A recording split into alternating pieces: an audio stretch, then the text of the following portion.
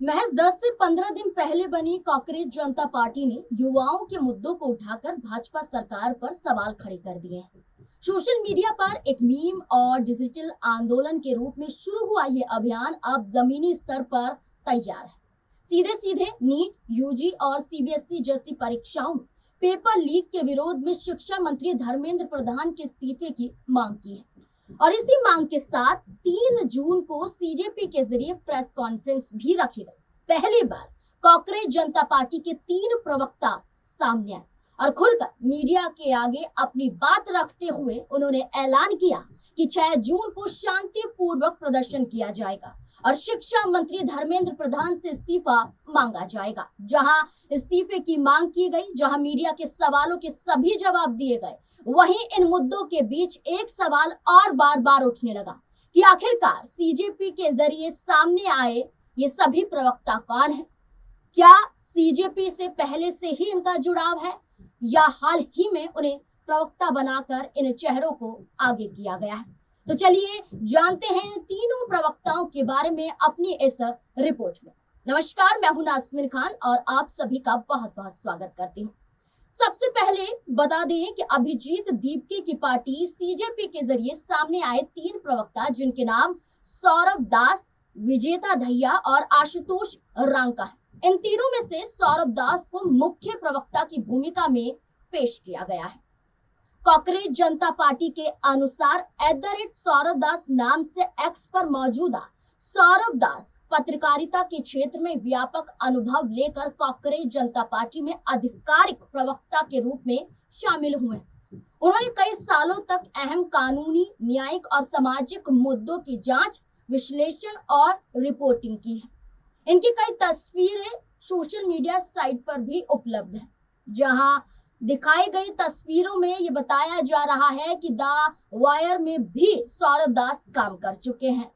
आपको ये भी बता दें कि सौरभ दास न सिर्फ रिपोर्टिंग बल्कि एक सामाजिक कार्यकर्ता के रूप में भी जाने जाते हैं। नवंबर 2025 में इंडिया गेट पर हुए प्रदूषण विरोधी आंदोलन का नेतृत्व करने वालों में सौरभ दास भी शामिल थे। इन्होंने भी पुरजोर आवाज उठाई थी और सरकार को घेरा था। इसके अलावा आरटीआई के जरिए सूचना शामिल जो अधिकार है, इसके जरिए एक रिपोर्ट भी तैयार की थी। आपको बता दें कि कोविड-19 काल के दौरान आरटीआई और अदालती कार्यवाही के जरिए आरोग्य सेतु ऐप के विकास और संचालन के बारे में जानकारी सार्वजनिक कर चर्चाओं में आए थे। और अब कांग्रेस जनता पार्टी ने सौरभ दास का जो ट्विटर हैंडल है, यानी कि @सौरभ दास, वो दिया है। इसमें जो उनका अकाउंट है, उसमें सबसे ऊपर उन्होंने अमेरिकी लेखक नॉर्मन कजिन्स का एक कोट लिखा है, जीवन में सबसे बड़ा नुकसान मृत्यु नहीं, सबसे बड़ा नुकसान वह है जो हमारे भीतर जीते जी मर जाता है। आपको बता दें कि अपने प्रोफाइल में उन्होंने खुद को खोजी पत्रकार, कानून, न्यायपालिका, नीति बताया है। एक्स पर उनके 90,200 फॉलोअर्स हैं। कांग्रेस जनता पार्टी की ओर से मुख्य प्रवक्ता बनाए जाने का ऐलान करने के बाद सौरभ दास ने खुद अपने एक्स अकाउंट पर लिखा है, मैं बेहद उत्साहित हूँ कि कांग्रेस जनता पार्टी में मुख्य प्रवक्ता के रूप में शामिल हो रहा हूँ। एक ऐसा क्षण आता है जब किसी देश की युवा पीढ़ी ये महसूस करती है कि वे गुस्से में है, इसलिए क्योंकि उन्हें भविष्य का वादा किया गया था और महज ये पूछने पर कि भविष्य कहाँ गया, उनका मजाक उड़ाया गया, नैतिकता का पाठ पढ़ाया गया और बेकार समझकर किनारे कर दिया गया। अब क्षण आ चुका है और अब समय है कि हम इसे बदलेंगे। अब हम बोलेंगे, अब हम देश का भविष्य खुद लिखेंगे।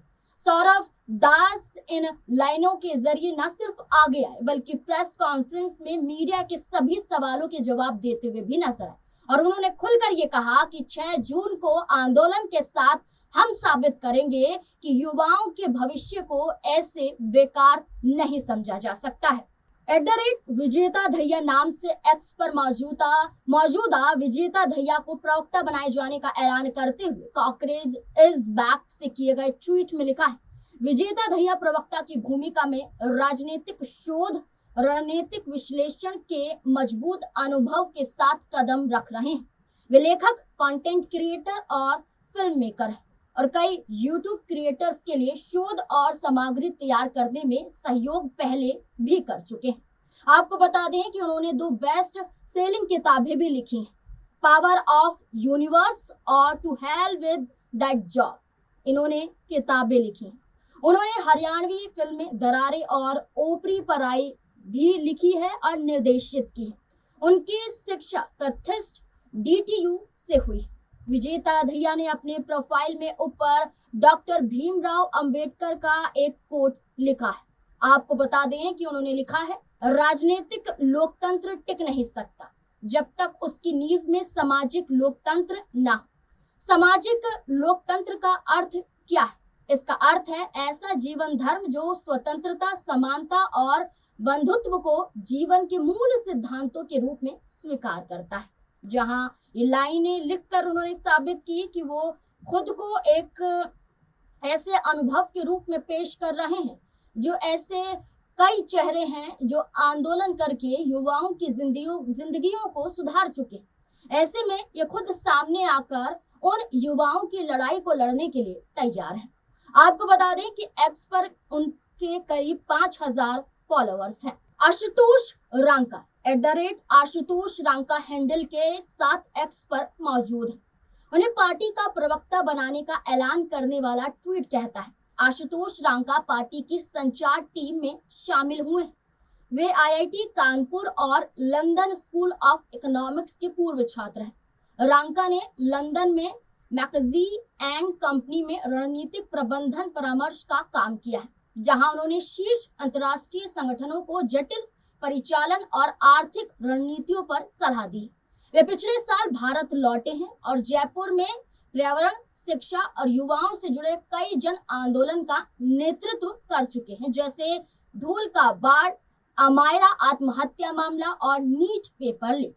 उनके एक्स हैंडल पर फ्रेंच फिलोसोफर रोमे रोला का कोट लिखा है, यदि इस धरती पर कोई एक स्थान है जहां मानवता के सभी सपनों को आश्रय मिला है और जहां मानव के अस्तित्व से जुड़े सपने प्राचीन काल से संजोए जाते रहे, तो वो भारत है। आपको इसके अलावा बता दें कि एक्स पर उनके करीब 3000 फॉलोअर्स हैं। इन तीनों अनुभवी युवाओं को प्रवक्ता के तौर पर अहम जिम्मेदारी CJP के जरिए सौंपी गई है। वहीं इन तीनों के सामने आने से पहले कांग्रेस जनता पार्टी को एक बड़े नाम का साथ भी मिला है। लद्दाख के पर्यावरण कार्यकर्ता सोनम वांगचुक ने कहा है कि अगर 5 जून तक शिक्षा मंत्री का इस्तीफा नहीं होता है तो वो 6 जून को CJP के विरोध प्रदर्शन में शामिल होंगे। कांग्रेस इज बैक के नाम के एक्स हैंडल से सोनम वांगचुक के एक्स वीडियो को रिपोस्ट भी किया गया है।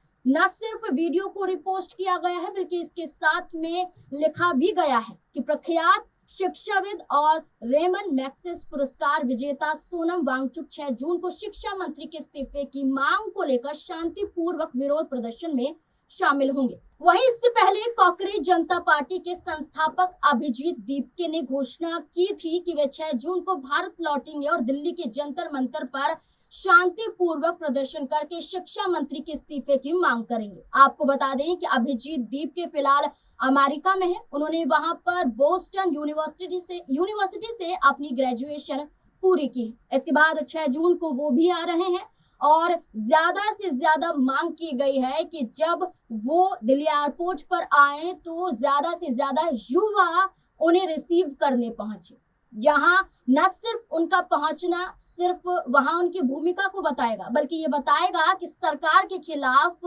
कितने युवा उनके साथ, और सरकार जिस तरह से युवाओं के भविष्य के साथ खिलवाड़ कर रही है उसका जवाब कैसे दिया जा सकता है। अब देखना होगा कि 6 जून को होने वाले जंतर मंतर पर विरोध प्रदर्शन से पहले क्या कुछ और ऐलान किया जाता है इस पार्टी के जरिए, या सरकार की तरफ से क्या सरेंडर किया जाता है, क्या शिक्षा मंत्री धर्मेंद्र प्रधान कुछ आकर कहते हैं या फिर नहीं। आपको क्या लगता है इस पूरे मुद्दे को लेकर? अपनी राय कमेंट सेक्शन में जरूर दें।